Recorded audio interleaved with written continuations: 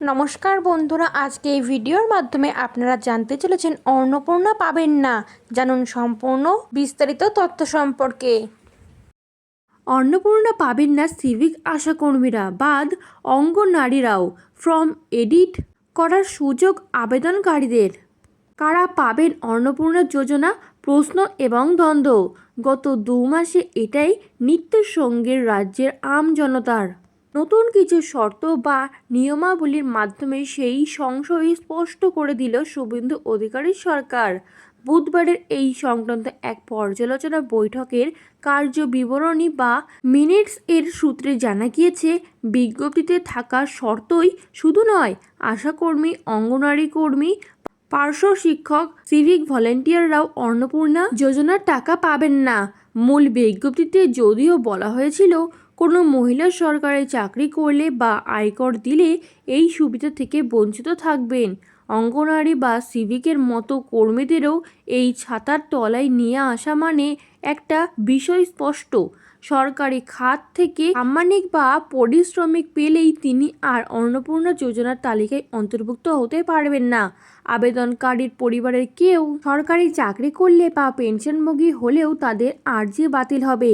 এখানেই শেষ নয়, পরিবারে কেউ আয়করদাতা থাকলেও সেই মহিলার অ্যাকাউন্টে অন্নপূর্ণা যোজনার টাকা ঢুকবে না। রাজ্য সরকার নির্দেশ দিয়েছে, প্রকৃত প্রান্তিক এবং অভাবী পরিবারের মহিলারাই যেন অন্নপূর্ণা যোজনার সুবিধা পান তা নিশ্চিত করতে। তবে এক্ষেত্রে প্রশ্নের মুখে পড়ে গেল, বিক্ষোভের জেরে ফের যাচাইয়ের মুখে পড়া 28 লক্ষ আবেদনকারীর ভবিষ্যৎ। কারণ যেসব শর্তের জন্য তাদের নাম তালিকায় ঢোকেনি, সেগুলি সেই দফায় নিয়মের আওতায় চলে আসছে। সরকার জানিয়ে দিয়েছে, আবেদনকারীর পরিবারের কারো জিএসটি আইডেন্টিফিকেশন নম্বর থাকলে, বাড়িতে 3টি পাকাঘর থাকলে এবং 50 ডেসিমেলের বেশি জমির মালিক হলেও তার বাড়ি গিয়ে যাচাই হবে। তারপর চূড়ান্ত সিদ্ধান্ত নেবেন আধিকারিক। অর্থাৎ ধরে নেওয়া যেতেই পারে, এমন আবেদনকারী আর অন্নপূর্ণা প্রাপক তালিকায় নাম তুলতে পারবেন না। যদিও এই নতুন নির্দেশিকায় আতান্তরে পড়ে গিয়েছেন অঙ্গনওয়াড়ি আশাকর্মীরা।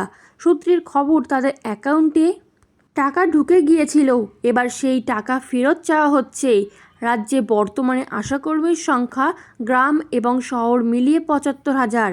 পশ্চিমবঙ্গ আশাকর্মী ইউনিয়নের রাজ্য সম্পাদিকা ইসমত আরা খাতুন বলেন, রাজ্য সরকারের সিদ্ধান্তে মেয়েরা মর্মাহত, ক্ষুব্ধ। আগের সরকারের সময়ে আমরা 1,500 টাকা করে লক্ষ্মীর ভাণ্ডার পেতাম। গত কিছুদিন ধরে টানা উত্তর 24 পরগনা, মুর্শিদাবাদ, হাওড়া, নদিয়া সহ বিভিন্ন জেলা থেকে মেয়েদের ফোন পাচ্ছিলাম, যারা যারা অন্নপূর্ণা ভাণ্ডারের টাকা পেয়েছে। ভিডিও অফিস থেকে বলা হচ্ছিল, কাগজে লিখে দিন, আমরা টাকা নেব না, এই বলে টাকা ফেরত দিয়ে দিন। আর বৃহস্পতিবার তো সরকার জানিয়েই দিল, আমরা এই সিদ্ধান্তের তীব্র প্রতিবাদ জানাচ্ছি। তবে আটকে থাকা আবেদনের দ্রুত নিষ্পত্তি এবং প্রকৃত উপভোক্তাদের সময় মতো আর্থিক সহায়তা পৌঁছে দিতেও এডিট অপশন নিয়ে এসেছে রাজ্যের নারী ও শিশু উন্নয়ন এবং সমাজ কল্যাণ দপ্তর। ফলে যে আবেদনকারীর নাম বা তথ্য সংক্রান্ত সংশোধনের প্রয়োজন, তারা জেলা আধিকারিকদের সহযোগিতায় পোর্টালে ঢুকে এডিট করতে পারবেন। পাশাপাশি রাজ্য জানিয়েছে, দ্রুত নিষ্পত্তির স্বার্থে আধিকারিকের সুপারিশপত্র আপলোড আবশ্যিক রাখা হচ্ছে না। তবে সিএল ও সই সহ এই সংক্রান্ত নথির হার্ড কপি সংরক্ষণ করতে হবে। যাচাইয়ের গতি বাড়াতে জেলা প্রশাসনকে প্রয়োজনে সিডিপিও, আশাকর্মী, অঙ্গনওয়াড়ি কর্মী, সহায়িকা, সুপারভাইজার এবং আগ্রহী বিএলওদের কাছে লাগাতে হবে। 3রা জুন পর্যন্ত জমা পড়া এবং বর্তমানে যাচাইয়ের অধীনে থাকা সমস্ত আবেদন যাচাই করে যোগ্যদের তালিকাভুক্তির কাজ 10ই জুলাইয়ের মধ্যে সম্পূর্ণ করার নির্দেশ দিয়েছে সরকার। একই সময়সীমার মধ্যে শেষ করতে হবে অফলাইনে জমা পড়া সমস্ত আবেদন, ডিজিটাইজেশনের কাজও। এরকমই নতুন সরকারের নতুন এবং গুরুত্বপূর্ণ তথ্য সবার আগে পেতে চ্যানেলটি সাবস্ক্রাইব করে বেল বাটনটি প্রেস করে চ্যানেলটির সাথে যুক্ত থাকুন।